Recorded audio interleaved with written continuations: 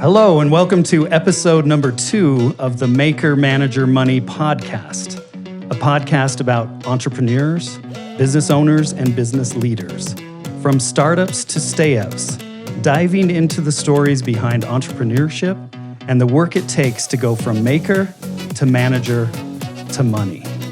To inspire entrepreneurs to keep going and to inspire future entrepreneurs to go for it. My name is Kyle Knowles, and my co-host is Mr. David White. Once again, we are feeling it at Kiln. That's K-I-L-N, as in Nancy. Kiln provides hip, high-tech, creative vibe, virtual, co-working, and real-world office space.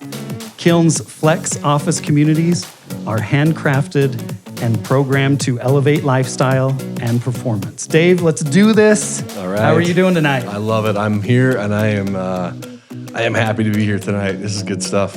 Again, Kiln is a good place. We had a good luncheon yesterday, networked with a ton of people here in-house, and it's going to be fun to continue to meet and greet these people. So it's super fun.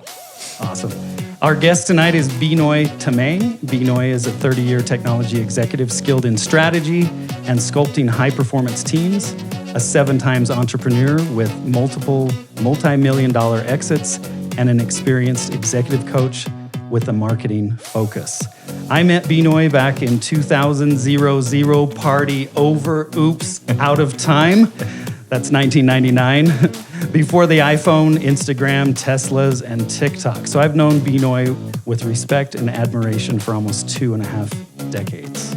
Benoy is currently the founder and partner at Venn Industries, impacting individuals, communities, and industries by building people-focused companies with a focus on helping place military vets and refugees. He's also the founder of TechCEOcoach.com. That's TechCEOcoach.com. Benoy, we're so happy to have you here at Kiln with us on a Thursday night. Welcome. You guys are so fun. Just before we started, we had some of the music and the beats going on, and it was so lively. That was great. I'm happy to be here, Kyle. Thanks for having me, Dave. Appreciate it. Love it. Thank you. Well, can we start with where you are from and how you ended up in Utah? Happy to. But by the way, I wish you had ended with, is a 30-year-old, and that would have been it, instead of a 30-year lifespan of experience. But I'm originally from Nepal, and I'm a military brat. So my mother and father had a typical lifestyle of moving countries every 2 years. So we moved countries. It wasn't just a state. So we had to pick up a new language, find new friends, get into the culture every 2 years. Ended up ultimately being a great school on figuring out how to make friends, to assess who's dangerous, right? It was great. Hong Kong, England, Brunei, Singapore, India, multiple times, all of those countries, because you're just hopping around every 2 years. Ended up going to, high school years were in Hong Kong, and then I ended up going to college in Hawaii. And there's a whole new story there. So all of that to say that my dad being in the Army was the impetus for me to go the opposite way and go for small business, because I saw this massive organization that had hundreds and thousands of people, right? And the politics and everything else. I said, no, I'm going the other way. I said, Dad, I'm going to be a capitalist pig. Is that all right? He says, fine, go ahead. Do whatever. So that's how it started. It's a fantastic journey. Did you have a favorite country? I actually have favorite countries. For sport years, England was fabulous. I picked up rugby. I love rugby. Even now, every night, I have to go click on, make sure I'm up to date with all the teams. And right now, the 7-a-sides are happening. Singapore just finished, and the All Blacks are in the lead right now. Unfortunately, the Eagles from the US are suffering badly. Again, second year in a row. So England was great for that. Hong Kong was great as a teenager, just learning all about life and just seeing the 24/7 nightlife in Hong Kong. It was just exciting, just fun, right? Energy. I particularly like, in the long run, the laid-back atmosphere of even Hawaii. That was just so cool. The aloha spirit has carried on all these years. I love those people. So it's been good every year, every stage. That's great.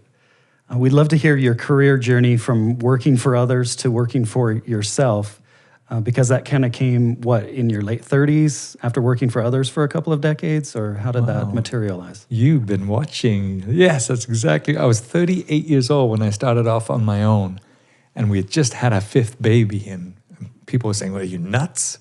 But prior to that, right out of grad school, I got my MBA from BYU Provo. I wanted to go and learn how to lead teams. My siblings, younger than me, always said I was a bully anyway and a bossy one. So why not be a leader? So that was a natural thing. So I went over, and back then they had a program called the Accelerated Management Program at pre-AT&T called Pacific Bell back in LA. So I went to LA and worked for 5 years. And the first day on the job, 15 employees, right? And every 6 months you rotated out to another division of the phone business. But you're always in a leadership position. And I learned really quickly how not to lead. Like all things in life, it's almost the pain that teaches you more than the wins, right? But during that time, you may not remember, 91, 92, there were some riots that were going down downtown, and Rodney King beatings and everything else. And so we realized quickly as we were expecting our 3rd child, we need to get out of this town. It's a little too rough. Kindergarten kids were having metal detectors to go through to make sure they weren't carrying anything. That's a strange way to raise children. And I didn't grow up in this kind of environment. So we said, hey, remember that sleepy little town called Provo, Utah? Let's go see if there's a job up there. So ultimately, I came back and got a job with a declining WordPerfect. Spent about 2 years there. And then I jumped ship to a small startup company called Viewpoint Data Labs that was just magic. Great people. Tiny company, 20 or so people when I joined, 26 maybe. Grew it to 120 maybe. And it had venture funding. And the increase in business was so fun because you had to wear multiple hats. And instead of big companies or mid-sized companies, this was a small, scrappy company. And I knew I had found my resting place. Just the fact that you could grow business and have an immediate impact. You didn't have layers of management or underlings, right? Sort of cushioning the blow. And you were held accountable for the results. It was fantastic. That company got sold. We took whatever winnings there were and built a house in Alpine. And that was 25 years ago. And then since then, I did successive companies, small businesses, which is where Kyle and I met up. And that was the 2nd company right after Viewpoint. And it was in the sexy world of operating systems. What? Right? Free operating systems. Free at that. No. How do you make money from that? But we learned a lot, grew it. And so I've done successively smaller businesses because I enjoy the culture, control. I've got my own theories that anytime you have 3 layers of management or more, you're going to be prone to some bad seeds coming in. You're going to have some insecure people coming in, right? And so I've got my theory on what size companies you can at least manage that to a certain level. And what's the size? What's the optimal maximum size, I guess? Yeah. So it's almost like layers of leadership. So if you have 2 layers of leadership, perfect. 3 is a stretch, but that's it. So you could have a president, you could have a manager and normal worker bees. That's manageable, right? But then when you have an owner and a vice president and then a director and whatever, then you're starting to push the envelope because you can't control who's going to be hired and who's going to make their way through the gauntlet, even if you've got a great culture and got great core values. You never know.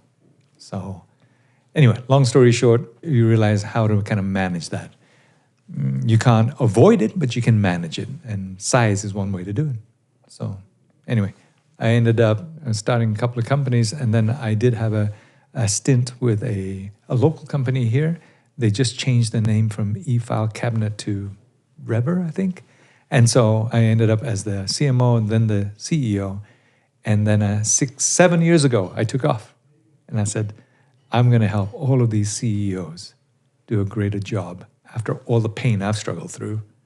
And that's what I've been doing, fundamentally working on these tech CEOs who've had and have a high amount of intensity in their role. I don't want to help a dentist. I don't want to help some low impact area. It's just, I like high intensity games. I just like competition and it's fun, but it has to be in the smaller size, right?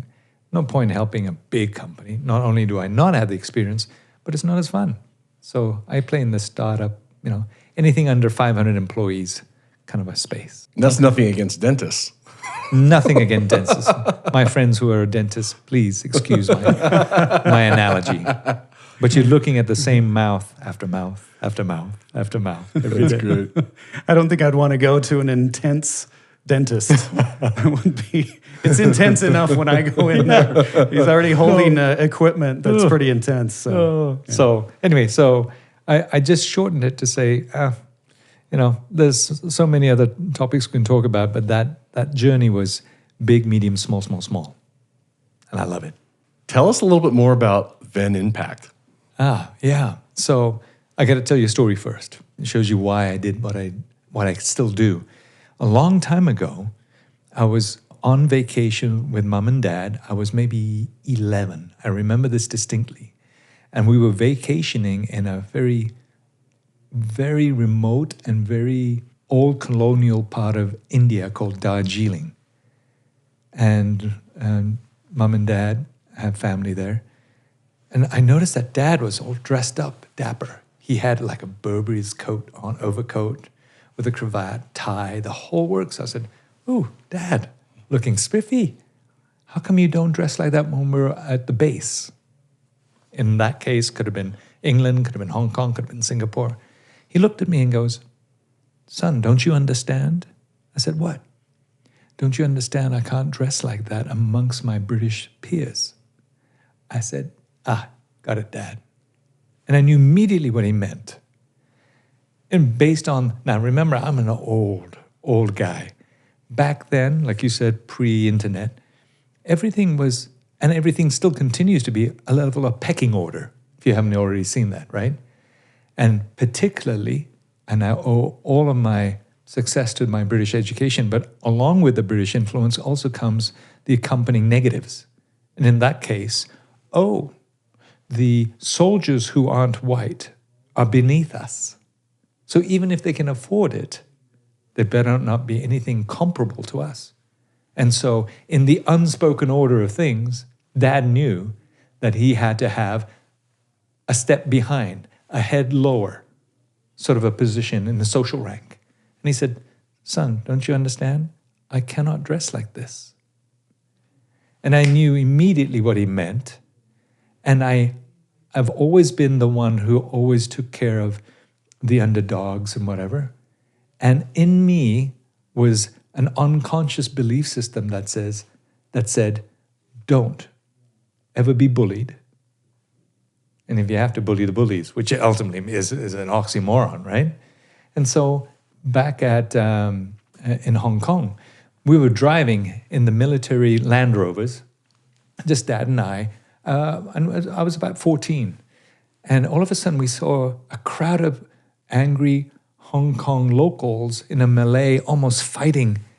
We said, "What's going on?" And Dad notices that there was another military Land Rover on the side. He says, "Oh, maybe this is someone in trouble." So he parks. Let's go find out, son, what's going on. And somehow or another, we just pulled all these people apart and we went to the center of this maelstrom of activity. And there was this young, say mid-30s, British soldier who was being pummeled by the locals. And somehow or another, Dad grabbed him and he said, "Son, help me." We grabbed him and pulled him out, put him into our Land Rover, and we took him out of that and took off. But then those guys were so angry, they got into cars and started chasing. And it turned into one of those movie things. "Let's go, Dad, they're coming up. And they were so mad and yelling and screaming and fighting and shouting. But we made it through the gates before, and said, hey, let us through. Made it through the gates so that the rest of the locals couldn't come in. No, within the confines of the barracks. And so it was safe. And forever, whenever we met this young soldier, officer, he would always say, hey, thanks for saving me. Hey guys, these are the guys who saved me, right? And yet again, in my young mind, now 14, I said, oh, even the bullies get bullied. Think about that, right? And so I'm answering this question about Venn Industries, Venn Impact, or anything else. It's all about, I root for the underdog. I want to help everybody. I even said to you guys the other day, I'll help you, right? I love the underdog role. And if I don't know who's playing in the NBA or who's playing in whatever, I'll say, so who's the underdog? Yeah. I'll just root for them. It's just an automatic Yeah. belief system in me. I want them to succeed. And so Venn Industries came about because my partner Dave Hinckley and I were sitting down. We said, hey, great to meet you. What do you want to do? Da, da, da, da. And we came to the common theme. We hate bullies. So why don't we build a business? Why don't we help create a system in which the underdogs get to hire more underdogs? Wouldn't that be emotionally satisfying? So we focused on the blue-collar construction world. And specifically, we went to electrical. And so now we have a couple of companies under this umbrella called Venn Industries, in which we're going to continue to invest in, acquire, and instill in them the software discipline of systems and processes and scalable, right? Whatever. And it's working. It's working. And at the same time, come on, let's go get people to come in. Everyone's getting lured by the shiny IT and technology lights. But we need plumbers. We need electricians. We need handymen. So why not continue the serve the underdog industry by making them stronger, giving them business acumen? Now I just met with the president of this electrical company in our portfolio, and he has the results of Q1. March just finished. They've already closed books, and he has a phone-held dashboard. Who does that in the electrical world? Isn't that cool? It's awesome. That's amazing. That's it, right? So here, again, helping the underdogs. Don't like bullies. Let's see if we can help them and grow the business. And all these families and all them children, part of this group, is growing and growing. So that's what I do. That's incredible. What a great story. I love it. Yeah. I love it. Can you tell us what your clients can expect from you as an executive or CEO coach? Yeah. That's also just as soul satisfying, because in a way, they have the most intense job. And I focus primarily, although I'll help some others, but I primarily focus on venture-funded tech CEOs because they're in a vice. They've got the top-down squeeze now. They've taken money from investors. They've got to have, if they didn't have one, but they now have a professional board that they are held accountable to. Never mind customers and even reports and reporters and analysts and everything else. They've got this top-down pressure. And then money has been given. Okay, now we want you to use that money. Yeah, well, hurry up. You got to use the cash. That's what we gave it for you. Clock's ticking. We want an ROI. So they then have to go and hire an executive team, many who are more mature, more experienced in their lanes of expertise, when that CEO used to do everything. You see that, right? They got it to 10 million, 20 million in revenue all by themselves with their people and their friends, and now they're going to have professional leaders put in place. They have to establish core values. They have to have systems and procedures and data stored not in multiple Excel spreadsheets, but in different systems. Then that pressure is coming from below and squeezing them. And who do they go to? Who can they cry on? Whose shoulders can they talk to? I had one particular memorable call. Benoy, my new VP of HR has set up appointments with a CFO, and I have interviews starting tomorrow. What's a CFO do? What questions do I ask? He was so sweet and sincere. And I can talk about the difference between coaching and mentoring, but at that moment it was like, dude, I got you. Okay, hold on. I'm going to pump out some questions and use that as your template to ask. And I'm going to go from strategic to very micro, and I just typed them out, sent it to him. He came back and said, thank you for saving my bacon, right? But they're squeezed in this high-intensity pressure cooker, and they have nobody else to rely on. Who do they go to? And they're supposed to, in general, pre-Silicon Valley, it was all 100 million, less than 4 years valuation, so there can be an exit of 10x what the investors got. That's a lot of pressure. That's a lot of self-imposed and external bullying going on. Think about it in that context, right? So I want to help them. I've gone through that multiple times, and I go, oh, let me help you. And so when you say, what do you do for them? Primarily, you can say three things, right? Number one, they get help in the ability to make sound business decisions without them running on fear all the time. Number two, hopefully they get to learn how to have great communication, for the clarity of communication increases in need as the organization gets larger. For multiple layers of telephone tag won't do it. You've got to be so clear that people get the vision and understand what's going on. Number three, it always comes down to relationships with people and how to best manage and almost amplify the inherent talent of everyone coming in. But you're the only man at the top, so you've got to somehow make that prevalent throughout the entire organization. So those three things. Number one, they get to be able to have decisions made in an informed and scalable manner that they otherwise wouldn't have with a coach. Number two, communication is key. Number three, their relationship abilities and capabilities have to improve. You can have a great business as a solo man. Great, super. But anytime you have to scale a business and more customers, then you have to work through people. And it's always through the people side that most founders struggle, because they primarily have a strength of, they may be technical wizards, they may be superb finance guys, they may be great salesmen, right? Or product gurus. They just love their product, know it inside and out. I don't want to talk to him. Or I don't know how to berate this person. You deal with it. That's the hard part. It breaks down at the people. Dave's smiling knowingly, very right? Much so, very much so. Oh man, it's almost always like that. So does that help answer? Yeah, it does. What do you feel like separates those that become successful and those that can't do it?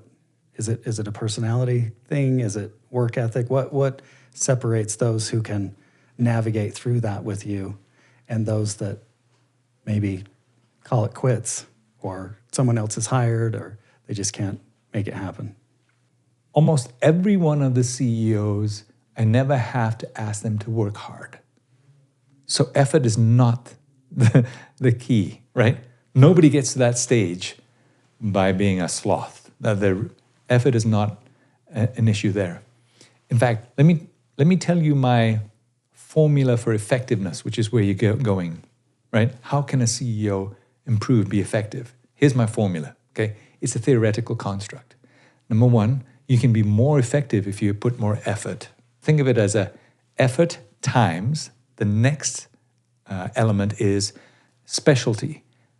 Don't have a CEO who's a finance guru be the sales evangelical face. It's not going to work, right? So stay in your lane, even if you are the CEO of a bigger organization.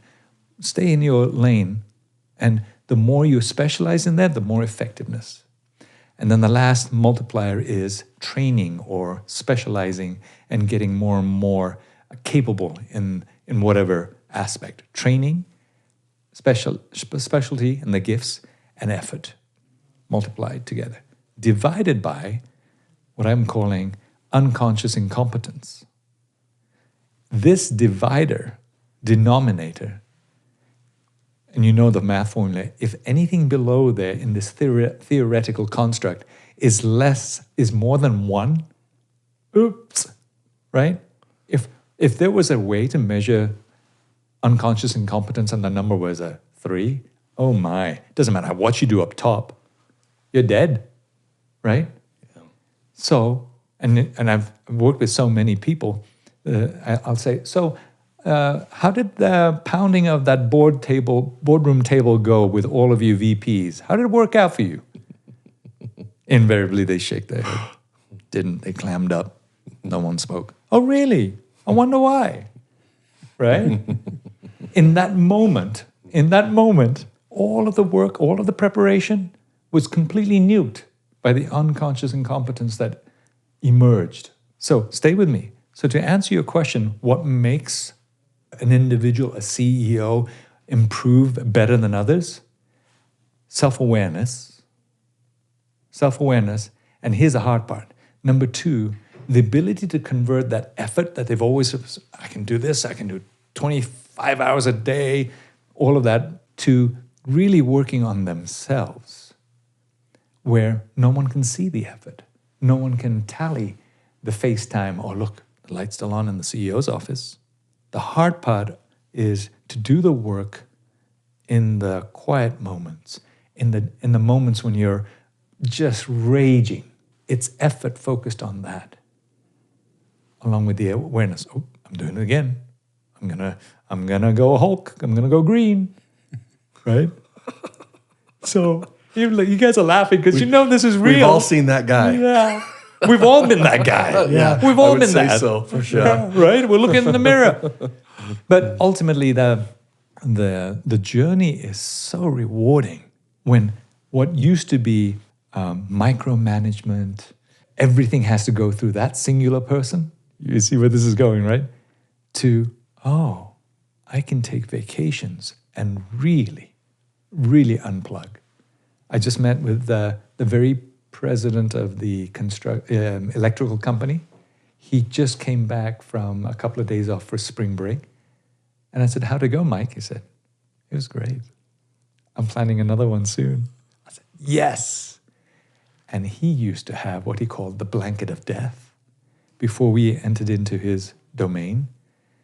His way of managing the crushing weight of the business that he had was to go home and put a blanket over his head. When Daddy went and put a blanket over his head, Mommy would say, don't go near Daddy. He needs his time alone. So sad, huh? And now he's grinning.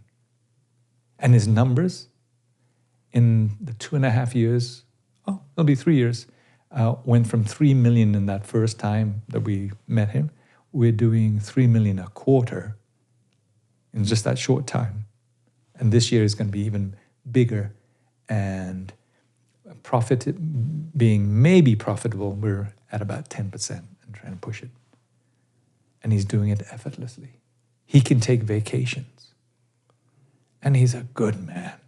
How long did it take for you to get him to that mode? I mean, that's to a vacation lot. mode. Yeah. I mean, seriously. I mean, vacation mode, right? To have that much time, right? I mean, that's a lot of coaching, and so I mean, maybe not. No, Tell me what. No. By the way, that should be the mantra, right? What's the benefit of working with the tech CEO coach? You can take real vacations. Yes, you can really unplug. That's cool, huh? Yeah.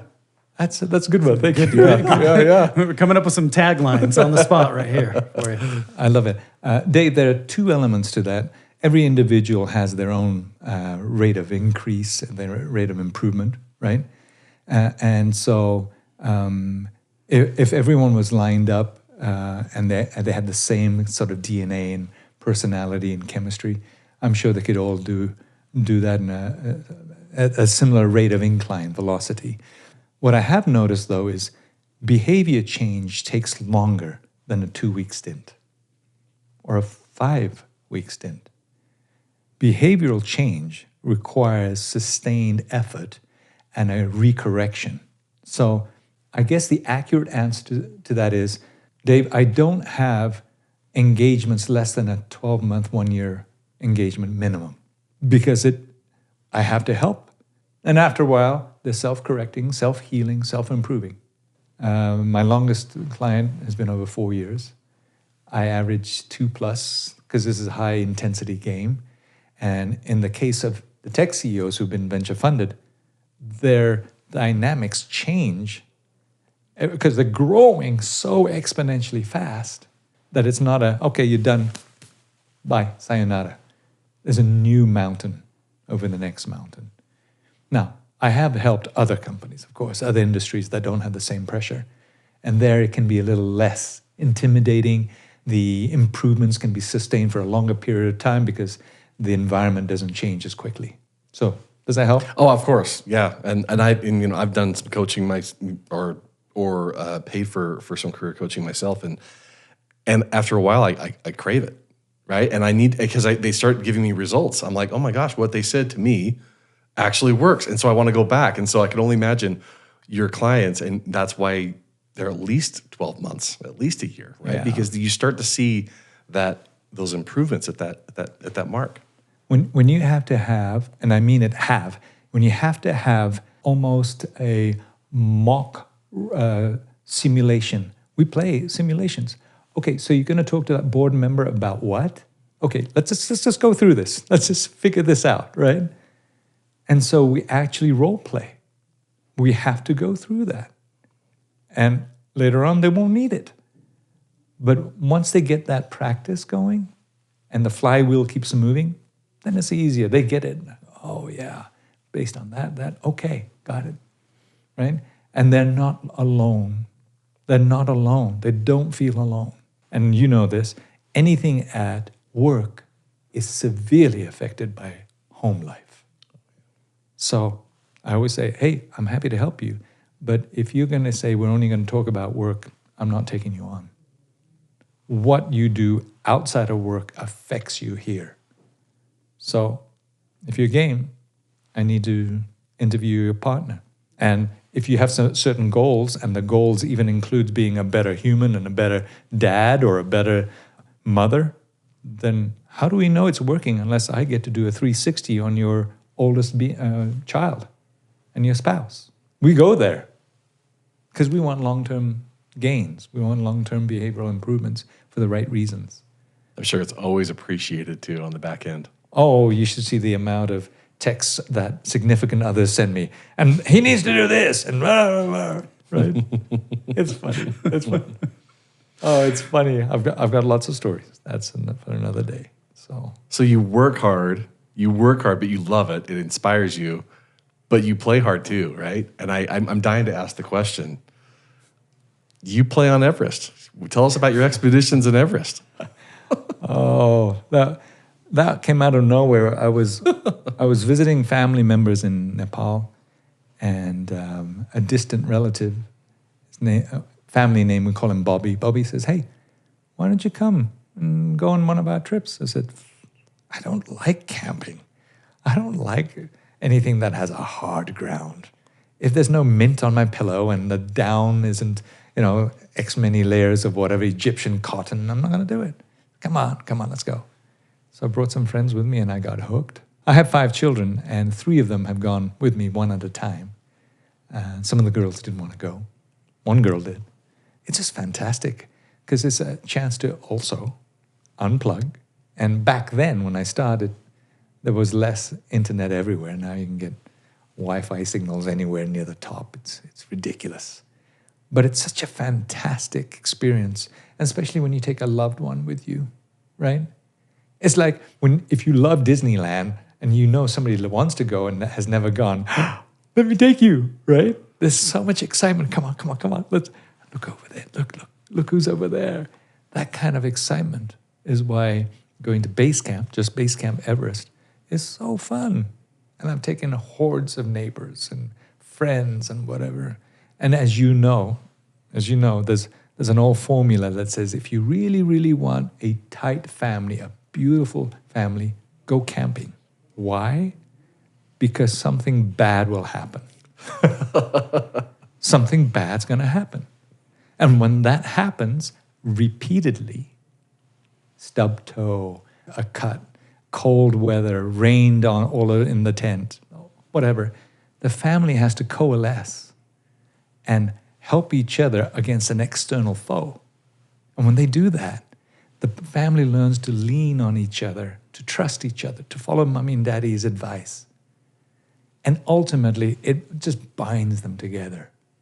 Repeated over and over. This is not about a money thing. This is about just doing something that exposes them to potential harm, whatever, interruptions. Of course, nowadays, that doesn't happen. Everyone's like this on their smartphone or whatever. Got to get rid of all that stuff. So when we go to Everest, those memories last forever. I've got one, he was about 22-year-old son of a friend who came with us, Sean, at 16,000 feet, approximately 16,000. We go up to 18 and a half, but at 16,000, he had a lot of respiratory issues with the altitude. At 18,000, by the way, it's 50% oxygen of sea level. So even walking is hard. We had to put him into one of those bubble tents and pump oxygen into him. His dad was so worried and whatever, right?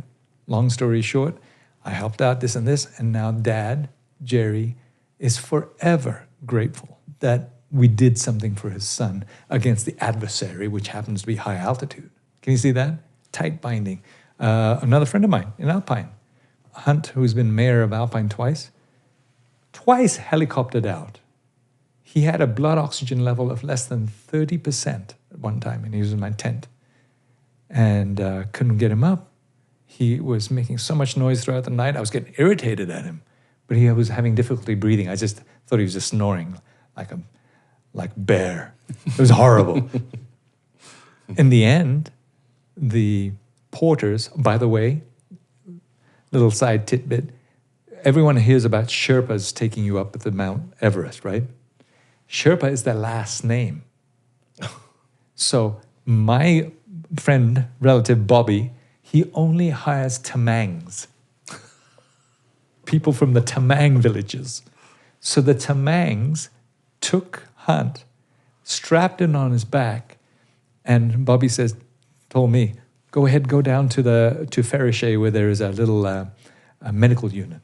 Usually we have an American doctor who is there for high altitude training as part of her, whatever, credentials. I was feeling pretty proud that Bobby asked me to go down first and pave the way, right? And I did. I booked it down. And he came and we put oxygen on him and still his oxygen level just wouldn't go up. So we said, get a helicopter in here.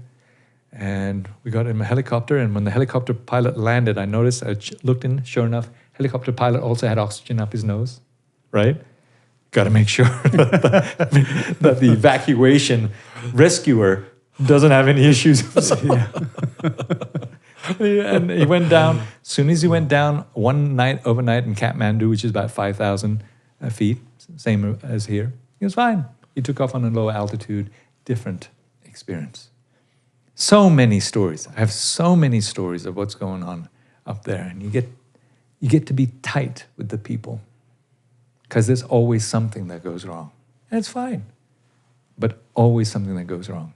So it's part of the experience of enjoying the journey of life. Yeah, we want to build businesses. We want to take care of family finances. But if all you're doing is drilling the end goal, and I've had some people on the Everest Base Camp trek, all they want to do is get to Everest Base Camp, and they stay in their tent. It's like, get out, come out, look. And they're always at the front, pushing, and I have to have the front guy make sure that he keeps everyone back so that it's not too much of a big stretch between last and first. I'm always the last guy. I always bring up the rear. Scout training. You got to enjoy the journey. I've had instances where I lost so much money, I didn't know how to make payroll, and yet I went on a trip. I had to for my sanity. You come back and go, you know what? My life is still good. I have health. My wife still loves me. Kids are here. We can tackle this. But before then, you're just frozen with the anxiety, and the tunnel vision is down to a tiny spot in the tunnel. And so when I'm talking to these CEOs and they've got this death grip, I'll say, dude, just loosen up. It's going to work out. Just loosen up. I know exactly where you are. I can see it in your eyes. I had a second mortgage on my house just to make payroll and such. 8 months I went without paying mortgage. I've gone through a lot. Now there are others who've gone through a whole lot more than me. But just that whole journey allows you to kind of appreciate that if you put the effort and this and that and whatever, and just keep a long-term view, it works out. It helps when, you're almost turning 60 next year to kind of have a different perspective at the same time. But you get these lessons coming from me from all angles, but you cannot get these lessons isolated in your death grip and you can only work. No. In fact, I can tell you that's one way you will definitely increase your chances of failure. I'm a scuba diver too. You just went and purged all of the oxygen from the tank in two ways, by breathing too fast and then unconsciously hitting the regulator and all the air is going out in here. You're not even conscious of that. That's what happens when you've got that intense grip. Anyway. It's a great analogy. Talk too much on that one. You asked. I love it. Yeah, Dave. I did. I got what I wanted too. That was great. It was juicy. How often do you go to base camp then? I actually told everyone I don't want to go anymore. I want to go different places and such. It was almost every 2 years. Mm-hmm. All my kids are grown. They've gone. But my in-law boys, right, the men who married my girl say, well, we want some of that experience and culture.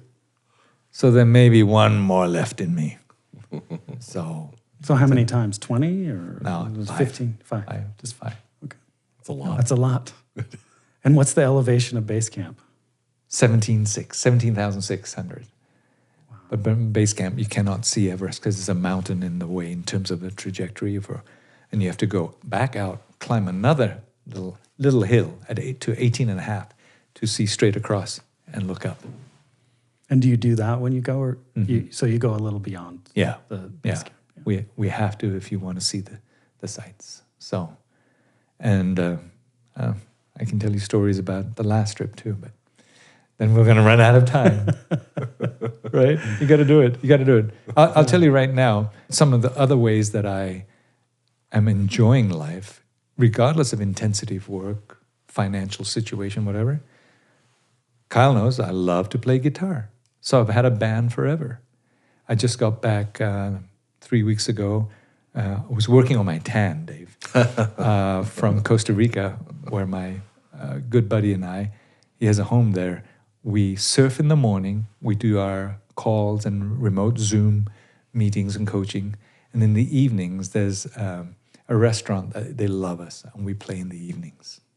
And so we get fed and tipped and paid. And it's fun, right? You just have to do these things and just have to go out and venture and try that out. And I am hooked on surfing. I'm so glad I live in Salt Lake. But I love surfing now. It's so challenging.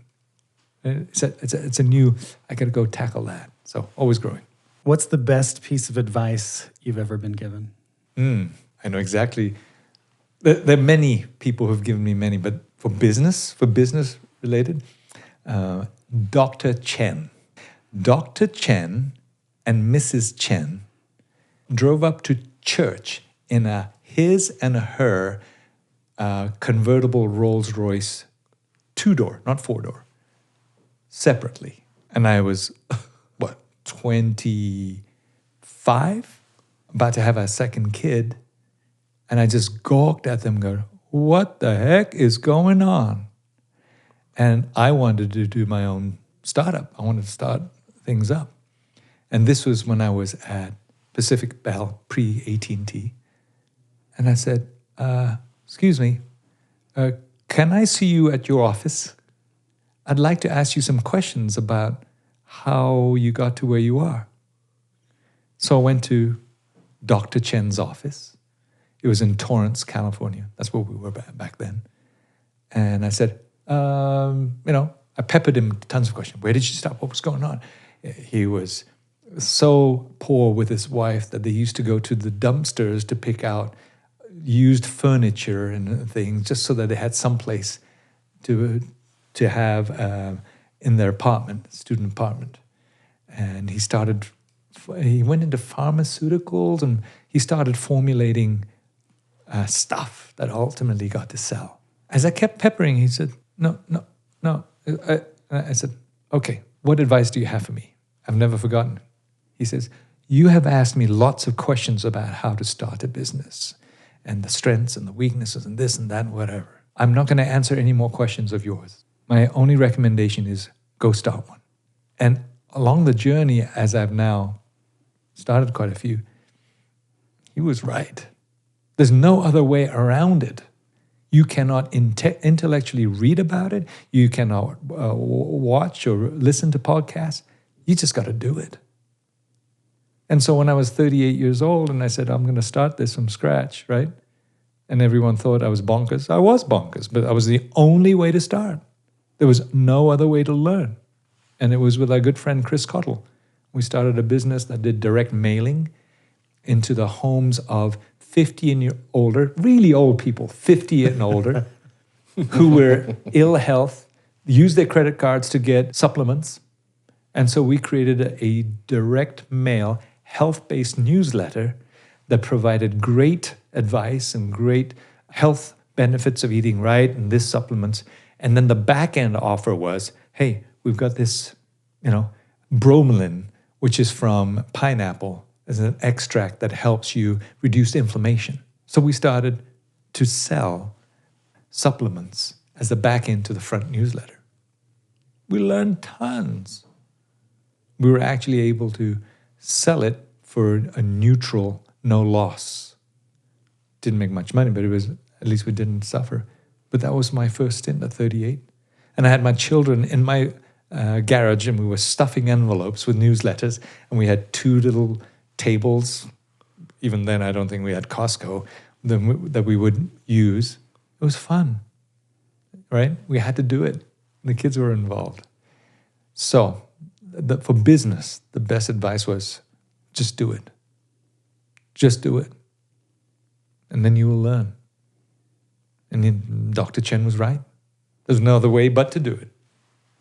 And the amount of yield and learning in the short amount of time is just outweighs anything you can read, watch, or listen to. The intensity of learning, the highs and lows. It's like a compression of the sine wave curve. It goes like this, right? Versus the long learning. If that helps with another visual, Dave. Very much so. I love that answer. So what you're saying is that you could learn more from starting a business than getting an MBA? Yeah. I've actually told that to my children, to my boys particularly. I have 3 girls, then 2 boys in that sequence. And I am grateful that I married a very smart girl. And so my kids are very bright. And I told them, if you don't want to go to school, that's fine. Because I know how you are already thinking. And the fact that you are learning continuously, just continuously learn throughout the rest of your life. Don't do your 4-year, 6-year schooling and then stop. You're going to die. I'd rather you continuously learn. And these kids nowadays know how to get answers faster than I could ever do, right? So, yes. Now, I'm biased. I have a lot of interactions with bright people who have industry in part of their bones. They know how to work hard. So if they continuously learn, MBA is not needed. Have you not seen that their enrollment in MBA schools has dropped? Who sees the benefit of that? By the time they come out, the world's completely changed in 2 years. And if the so-called professors and experts haven't even had industry knowledge, why are they even behind the pulpit, right? Trying to teach. Most of the young people nowadays are streetwise enough, know how to Google and search. They can figure out things. Go do it. I didn't hesitate on that response. Didn't even hesitate. I love the answer. So just a couple more questions for you, Benoy. What is the book you recommend to people the most? I knew you were going to ask me that question, and I thought about it, and I'm going to go back to a book that I have loved forever because it goes back to dealing with people, right? You can build any business you want, but you're going to have to work through people. It's Kim Scott's Radical Candor. It's just fantastic. Too many people do not know how to speak directly without offending because they themselves are shrinking from that candid conversation because they are fearing their own insecurities and projecting it. And Kim just puts it out there, gives you a great framework. And if there's one book I would recommend, it would be that one. It would change so many people's lives. Have you guys read it? I have not. I have not, but No, it's next. really? It's on the list now. No. Yeah. It's so good and it's so basic. It's not any highfalutin this and that and whatever.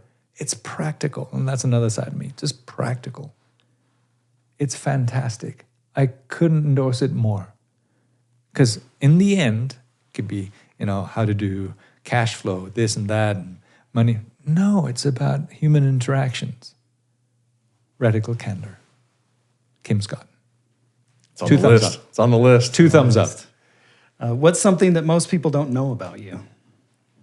I am one of those introverts that has learned that in order to be an effective leader, it's just a role. You play a role, right? It doesn't define you in that role. CEO, evangelist, fundraiser, VC, or angel, or whatever they call it. They're all titles and roles.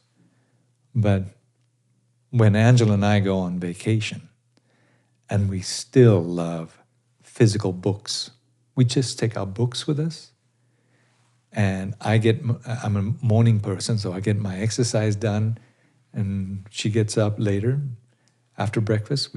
Our ideal vacations, sitting on the same couch, her on one end, me on the other, legs crossed, and we're reading a book. Oh, that's magical. I've already exercised and played in the early morning. I have to do that. And then we're doing that. And all of a sudden, it's 2:00. Hey, it's way past lunchtime. I am energized with quiet time. If the definition of an extrovert is energized with people and whatever, one-on-ones, it's fine.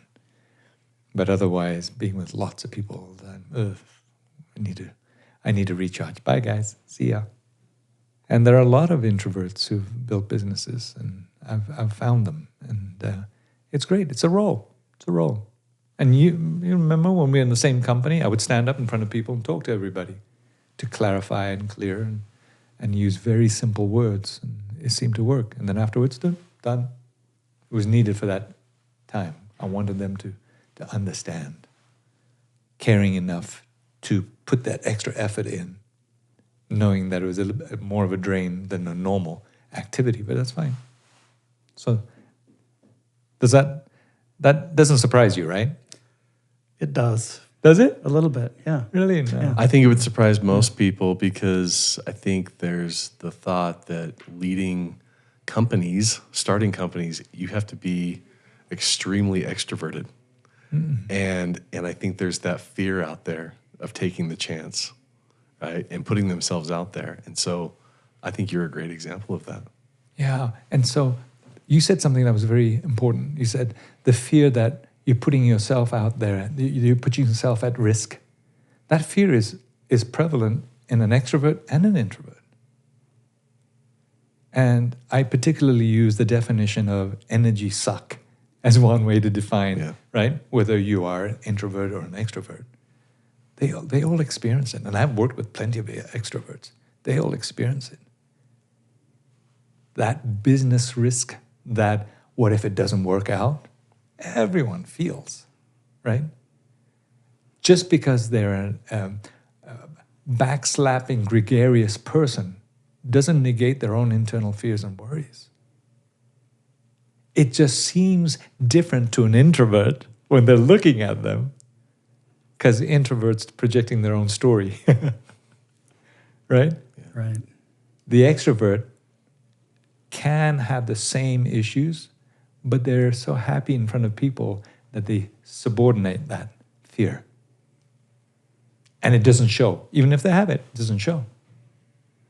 The introvert's already starting to cringe, slightly turn away. And the extrovert just sees a person, still has a pit in their stomach, right? One thing that the introvert sees in an extrovert, this is my theory, that supports the notion that extroverts are needed to succeed in starting a business, is that the extrovert is talking to another human, and hence change is being brought about. The introvert is more likely to put a little bit of a brake on that. And going back to my statement, what's the one thing? Just do it, start it, right? The introvert thinks that to start a business requires that level of human interaction. You with me? I'm very much with you. That's interesting. Again, a story made up, projected on their own mirror. The extrovert has the same issues, but just says, hey, I'm going to go talk to someone. That's it.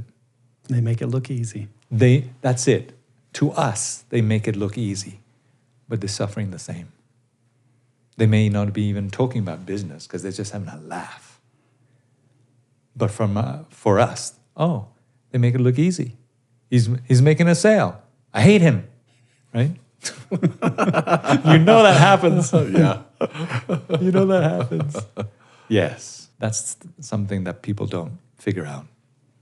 And hence, that's why I said, like guitars and such, it's such a release to just sit down and play. Don't need anybody else, right? I got to put my hours in, make sure my calluses are still there. So. You got it. So do you feel like the tech CEOs you work with, are the majority of them makers or managers?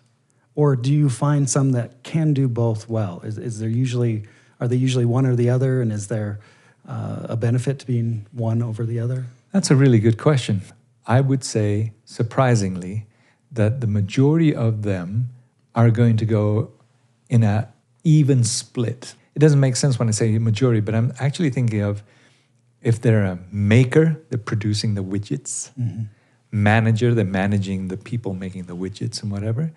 There's a third element that I've noticed. So there's, I'll use my verbiage, the technicians who know how to make the widget, the product, engineer it, code it, whatever.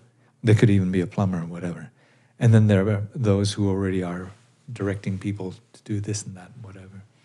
There's a third level that I've noticed over time, and they're the ones that have ultimately had the benefit of a family of parents and grandparents who have been entrepreneurs and business owners.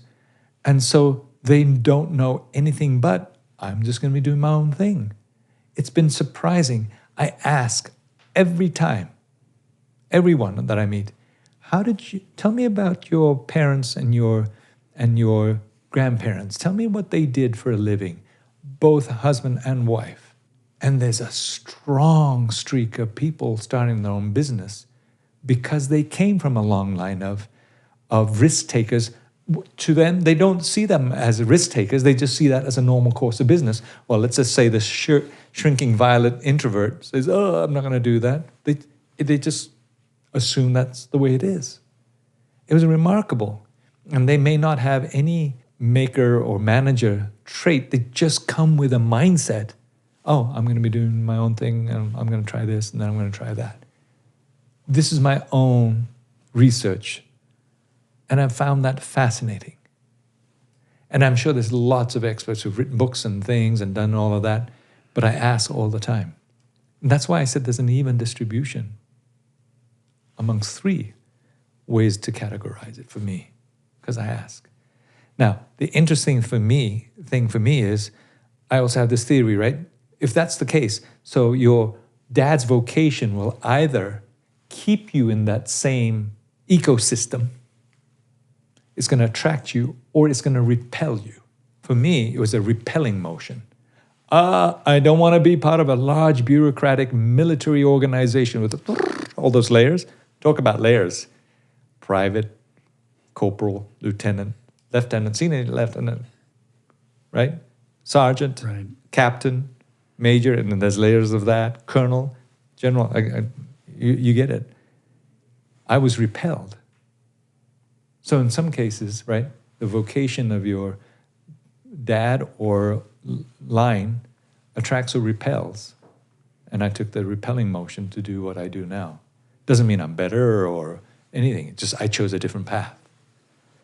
So that's why I'm answering your question in that way. It's kind of interesting how much what the family has done in the past influences, regardless if you're a maker or a manager.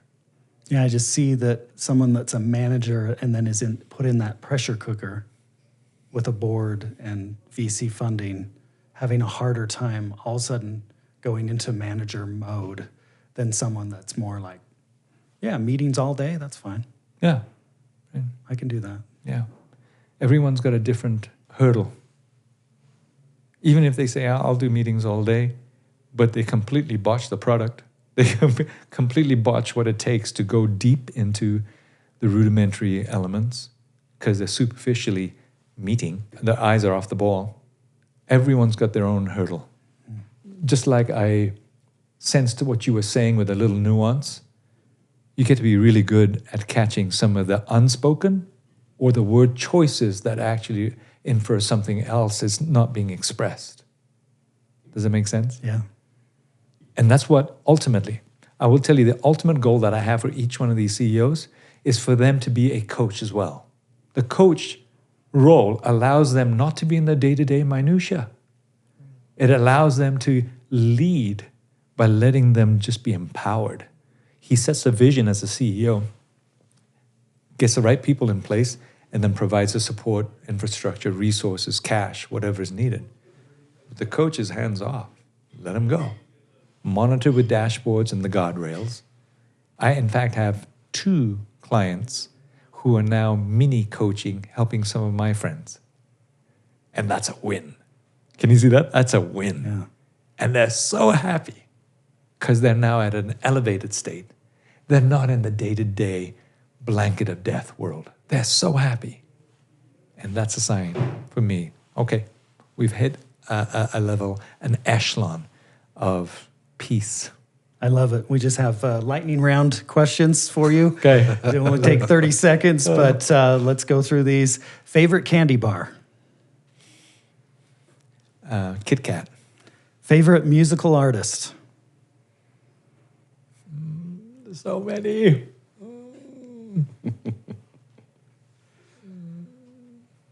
Michael Jackson.